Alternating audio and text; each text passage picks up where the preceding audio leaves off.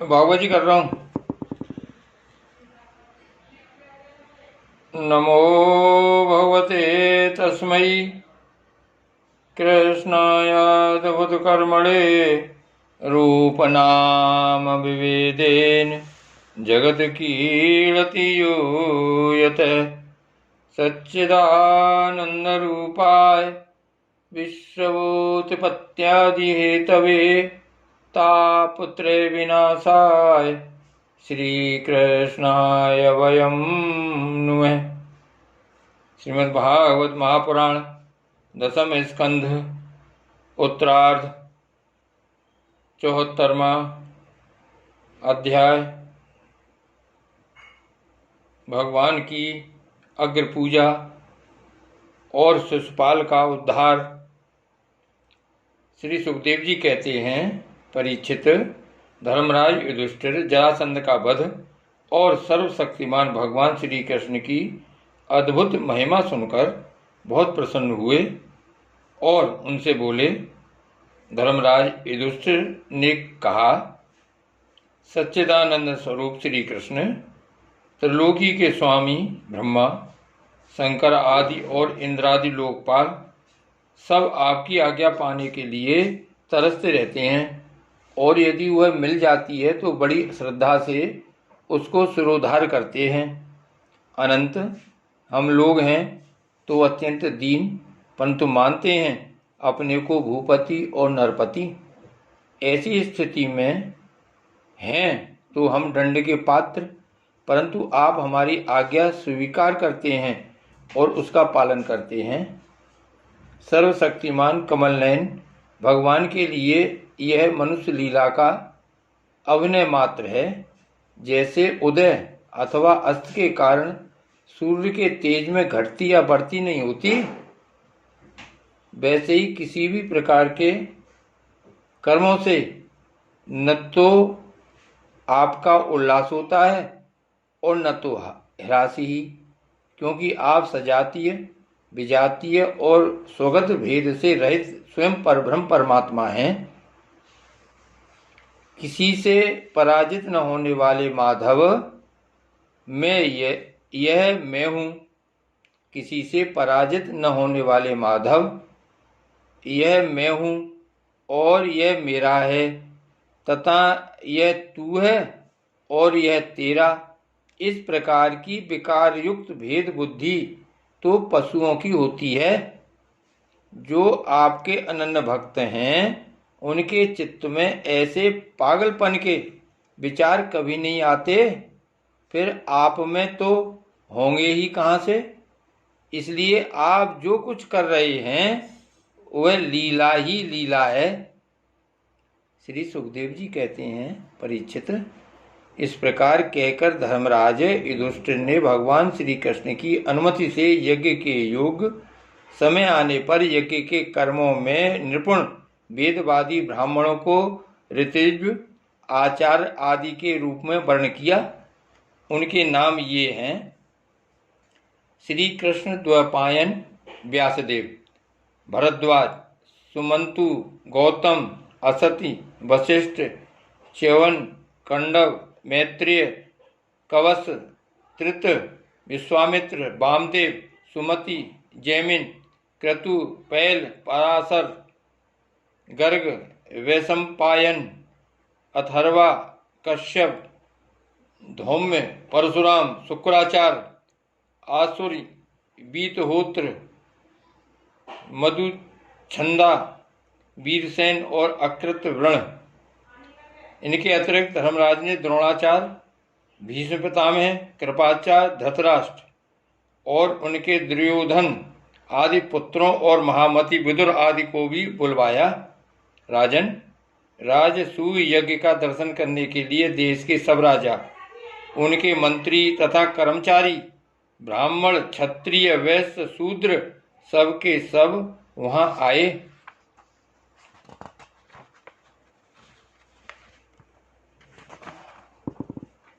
इसके बाद ऋत्विज ब्राह्मणों ने सोने के हलों से यज्ञ भूमि को जुतवाकर राजा युधिष्ठिर को शास्त्रानुसार यज्ञ की दीक्षा दी।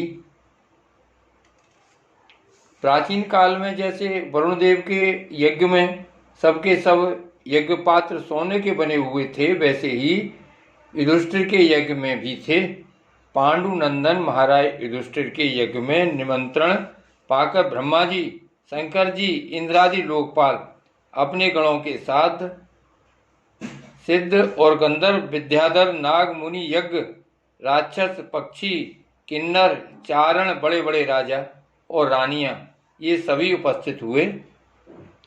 सबने बिना किसी प्रकार के कौतूहल के यह बात मान ली कि राजसूय यज्ञ करना युधिष्ठिर के योग्य ही है, क्योंकि भगवान श्री कृष्ण के भक्त के लिए ऐसा करना कोई बड़ी बात नहीं है। उस समय देवताओं के समान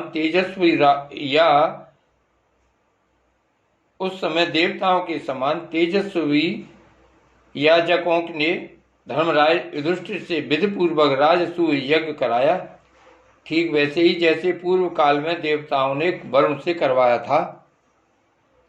सोमलता से रस निकालने के लिए महाराज युधिष्ठिर ने अपने परम भाग्यवान याजकों और यज्ञ कर्म की भूल चूक का निरीक्षण करने वाले सदस्यपतियों का बड़ी सावधानी से विधिपूर्वक पूजन किया। अब सभासद लोग इस विषय पर विचार करने लगे कि सदस्यों में सबसे पहले किसकी पूजा अग्र पूजा होनी चाहिए। जितनी मति उतने मत, इसलिए सर्वसम्मति से कोई निर्णय न हो सका।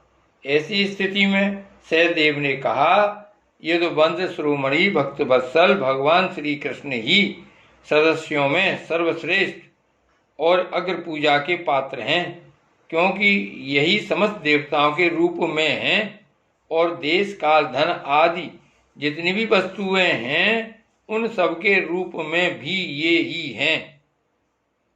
यह सारा विश्व श्री कृष्ण का ही रूप है।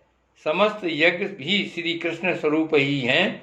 भगवान श्री कृष्ण ही अग्नि, आहुति और मंत्रों के रूप में हैं। ज्ञान मार्ग और कर्म मार्ग ये दोनों भी श्री कृष्ण की प्राप्ति के ही हेतु हैं। सभासदों, मैं कहाँ तक वर्णन करूं। भगवान श्री कृष्ण वह एक रस अद्वितीय ब्रह्म हैं, जिसमें सजातीय, विजातीय और स्वगत भेद नाम मात्र का भी नहीं है। यह संपूर्ण जगत उन्हीं का स्वरूप है।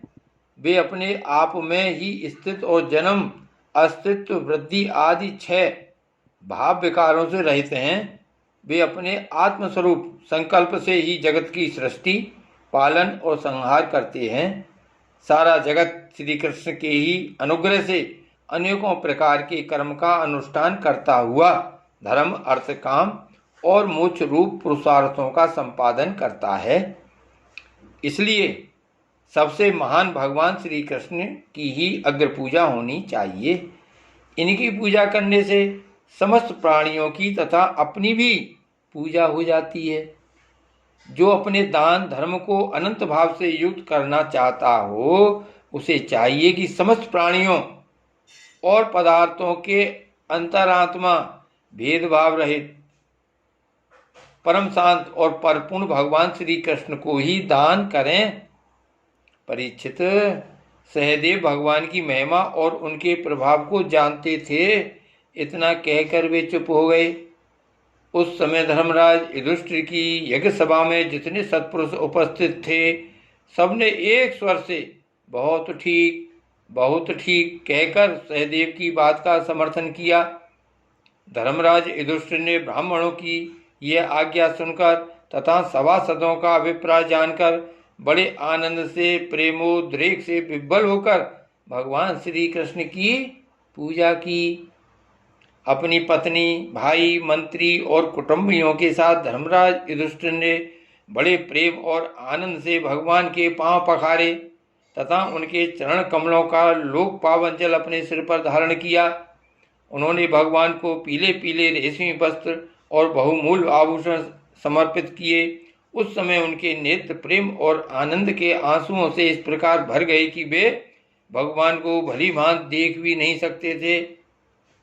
यज्ञ सभा में उपस्थित सभी लोग भगवान श्री कृष्ण को इस प्रकार पूजित सत्कृत देखकर हाथ जोड़े हुए नमो नमः, जय जय इस प्रकार के नारे लगाकर उन्हें नमस्कार करने लगे।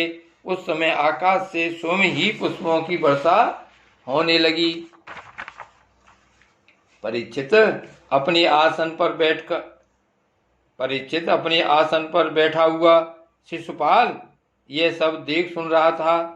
भगवान श्री कृष्ण के गुण सुनकर उसे क्रोध हो आया और वह उठकर खड़ा हो गया।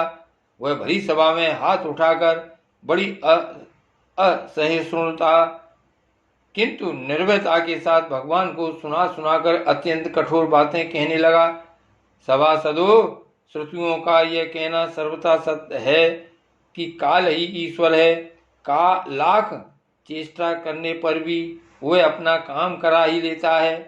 इसका प्रत्यक्ष प्रमाण हमने देख लिया कि यहाँ बच्चों और मूर्खों की बात से बड़े बड़े वयोवृद्ध और ज्ञान वृद्धों की बुद्धि भी चकरा गई है।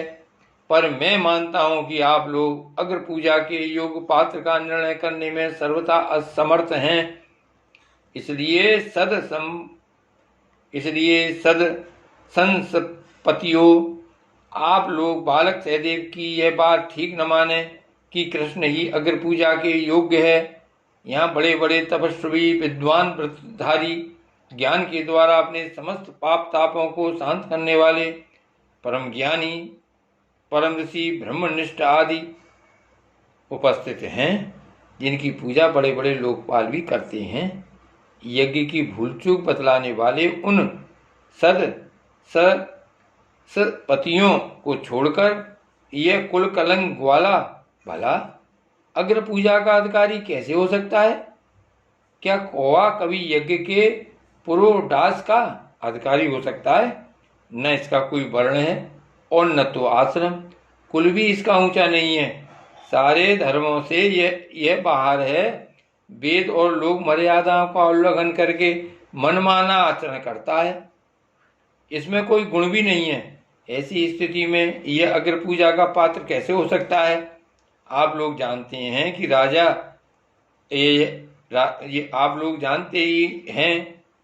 राजा ययाति ने इसके वंश को शाप दे रखा है। इसलिए सत्पुरुषों ने इस वंश का ही बहिष्कार कर दिया है। ये सब सर्वदा व्यर्थ मधुपान में आसक्त रहते हैं। फिर ये अग्र पूजा के योग कैसे हो सकते हैं? इन सब ने ब्रह्म ऋषियों के द्वारा सेवित मथुरा आदि देशों का परित्याग कर दिया और ब्रह्म सर्वस्व के विरोधी वेद चर्चा रहित समुद्र में किला बना कर रहने लगे। वहां से जब ये बाहर निकलते हैं तो डाकुओं की तरह सारी प्रजा को सताते हैं। परीक्षित, सच पूछो तो शिशुपाल का सारा शुभ नष्ट हो चुका था। इसी से उसने और भी बहुत सी कड़ी कड़ी बातें भगवान श्री कृष्ण को सुनाई, परंतु जैसे सिंह कभी सियार ही की हुआ पर ध्यान नहीं देता, वैसे ही भगवान श्री कृष्ण चुप रहे।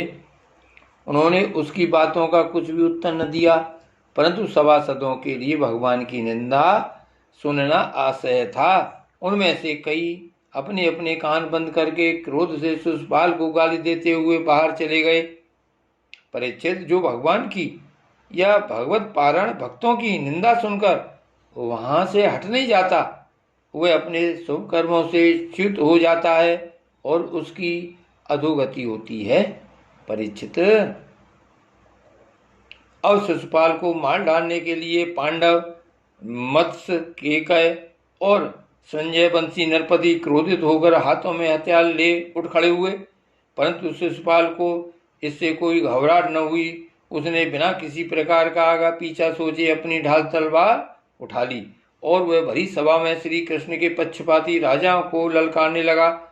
उन लोगों को लड़ते झगड़ते देख भगवान श्री कृष्ण उठ खड़े हुए। उन्होंने अपने पक्षपाती राजाओं को शांत किया और स्वयं क्रोध करके अपने ऊपर झपटते हुए शिशुपाल का सिर छुरे के समान तीखी धार वाले चक्र से काट लिया। शिशुपाल के मारे जाने पर वहां बड़ा कोलाहल मच गया। उसके अनुयायी नरपति अपने प्राण बचाने के लिए वहां से भाग खड़े हुए। जैसे आकाश से गिरा हुआ लूक धरती में समा जाता है, वैसे ही सब प्राणियों के देखते देखते शिशुपाल के शरीर से एक ज्योति निकलकर भगवान श्री कृष्ण में समा गई। परीक्षित, शिशुपाल के अंतःकरण में लगातार 3 जन्म से बैर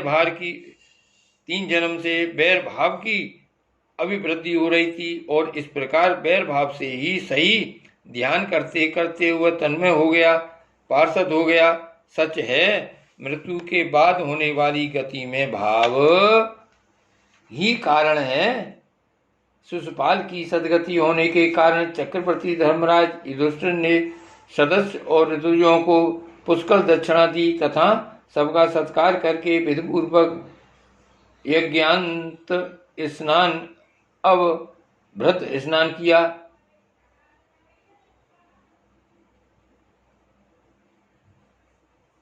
शिशुपाल की सदगति होने के बाद चक्रवर्ती धर्मराज युधिष्ठिर ने सदस्य और ऋतुजों को पुष्कल दक्षिणा दी तथा सबका सत्कार करके विधि पूर्वक यज्ञांत स्नान अवभृत स्नान किया।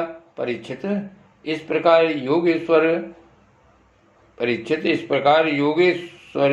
योगेश्वरेश्वर भगवान श्री कृष्ण ने धर्मराज युधिष्ठिर का राजसूय यज्ञ पूर्ण किया और अपने सगे संबंधी और सुहृदों की प्रार्थना से कुछ महीनों तक वहीं रहे।